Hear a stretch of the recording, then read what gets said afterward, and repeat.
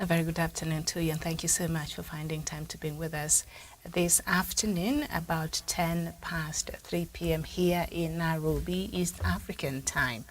Good morning, good evening, depending on where you're tuned in. My name is Miriam Ogutu, and I'm glad you found time to be with us this day. As we know that the Queen Elizabeth II of England passed on a couple of days ago.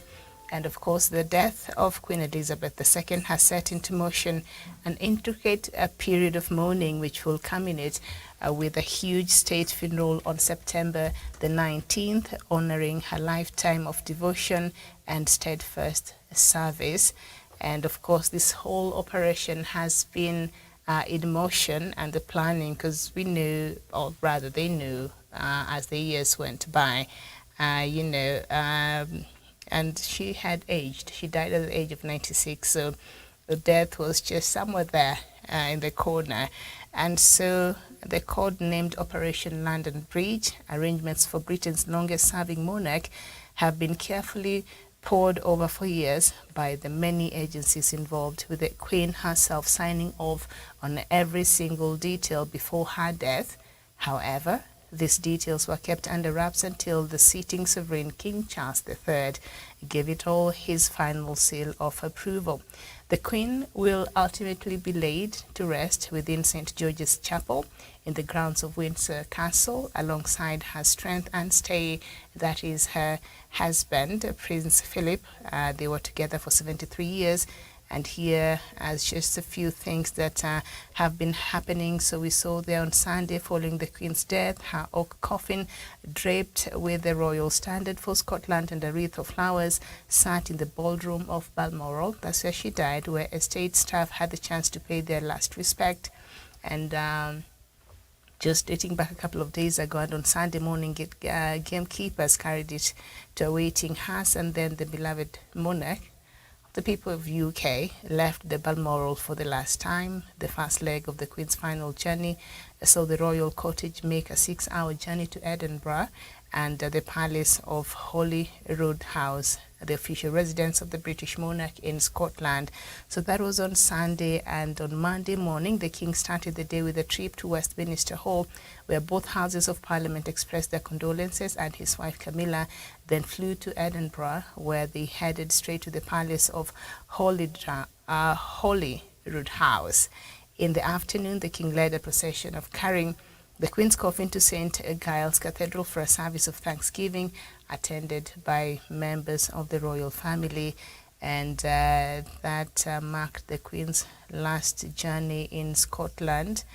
All right, so following the service, the King had an audience with Scottish First Minister Nicola Sturgeon and a meeting with the presiding officer of the Scottish Parliament, and Charles, accompanied by Queen Consort, also went to the Scottish Parliament to receive a motion of condolences.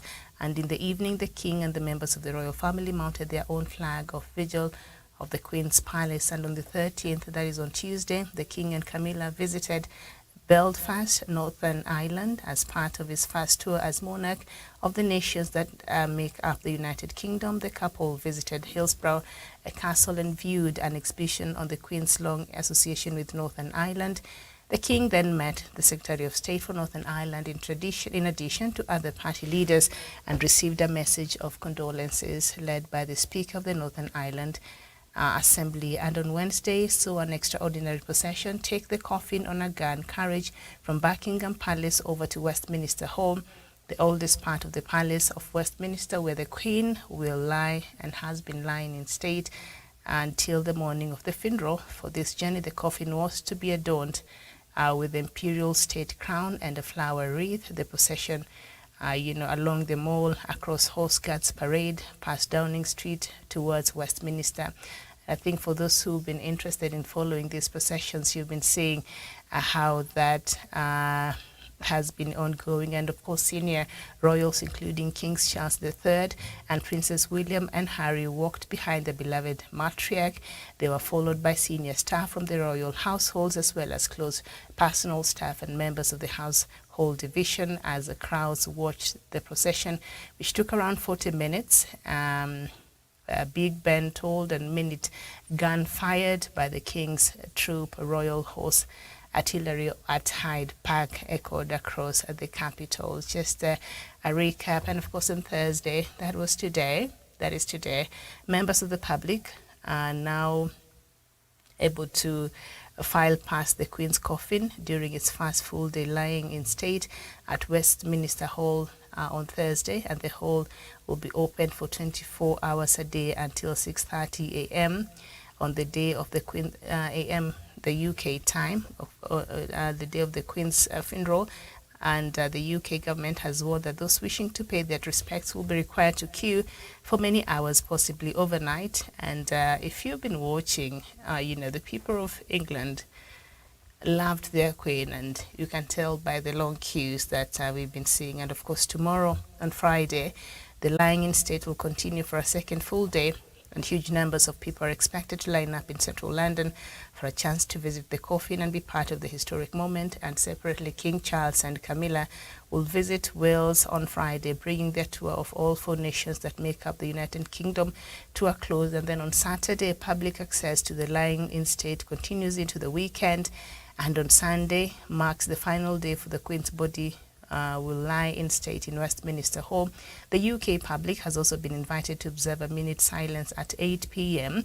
in a national moment of reflection. And on the morning of Monday, September 19th, declared a public holiday across the UK. The Queen's lying in state will end.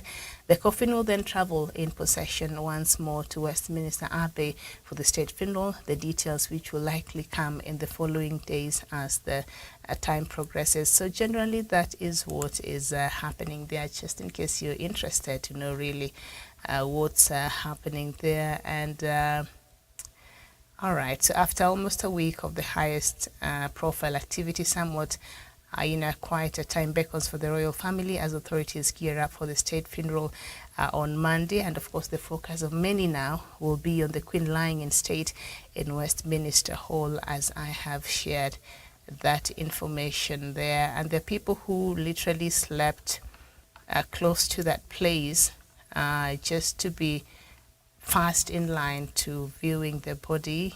And Princess Anne has arrived in Glasgow, where she will view floral tributes left in memory of her mother, the Queen, and that continues. So that is what is happening, really. And on a transition, really, that was expected after the death. The son will take over now, and it is King Charles III. So that is just the latest there as far as the Queen's funeral and the smooth transition is concerned. Thank you so much for watching. Bye-bye.